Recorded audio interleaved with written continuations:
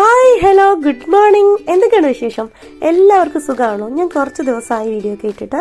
അപ്പോൾ ഇത് രാവിലെ ബസ്സിലും ഓട്ടോയിലും ഒക്കെ ആയിട്ടുള്ള യാത്രയിലാണ്. വേറെ എങ്ങുമല്ല, നമ്മുടെ കൊല്ലത്തുള്ള കാട്ടിൽ മേക്കതി ദേവി ക്ഷേത്രം വരെ ഒന്ന് പോവുകയാണ് കേട്ടോ. കുറേ നാളായി ഞാൻ ആഗ്രഹിക്കുന്നു ഇവിടെ വരെ വരണം എന്നുള്ളത്. പക്ഷെ ഇന്ന് നടന്നു. ഞാൻ മാത്രമല്ല, എൻ്റെ ഒപ്പം കുട്ടികളും കൂടിയുണ്ട്. അപ്പോൾ ഇത് രാവിലെ ജങ്കാർ സർവീസാണ്, അതിനകത്താണ് യാത്ര. അപ്പോൾ കായലിനും കടലിനും നടുക്കുള്ള പ്രകൃതി രമണീയമായ ഒരു സ്ഥലത്താണ് ഈ ദേവീക്ഷേത്രം സ്ഥിതി ചെയ്യുന്നത് കേട്ടോ. അപ്പോൾ ജങ്കാറ് നമ്മുടെ കരയ്ക്കടുപ്പിച്ചു. ഇത് തികച്ചും സൗജന്യമാണ്, അമ്പലം വകയാണ് കേട്ടോ, വേറെ ഫീസ് ഒന്നുമില്ല. അപ്പോൾ നമ്മളിതേ ഇവിടെ ഇറങ്ങിയ ശേഷം തൊട്ടടുത്ത് കണ്ട പെട്ടിക്കടയിൽ നിന്ന് വെറ്റി അടക്കയൊക്കെ വാങ്ങിച്ച് ഈ ക്ഷേത്രത്തിന്റെ മൂലസ്ഥാനമായിട്ടുള്ള ഇവിടെ വന്ന് തൊഴുത് പ്രാർത്ഥിച്ചിട്ട് വേണം നമുക്ക് ക്ഷേത്രത്തിലേക്ക് പോകാൻ.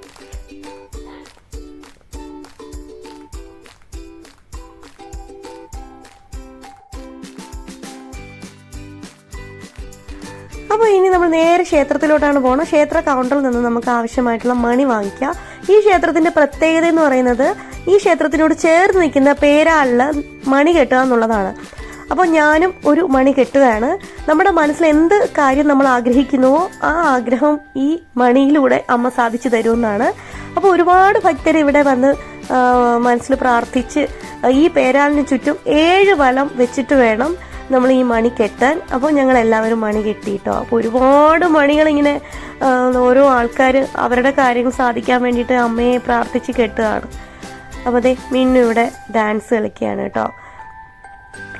ഈ മണികളൊന്നും ആരും അഴിച്ചു മാറ്റില്ല കേട്ടോ. അത് എപ്പോഴെങ്കിലും ഈ നൂല് ദ്രവിച്ച് പൊട്ടി വീഴുമ്പോൾ ക്ഷേത്രത്തിലുള്ള ആൾക്കാർ മാറ്റും. അങ്ങനെ ഓരോ ആൾക്കാരുടെ വിശ്വാസമാണല്ലേ.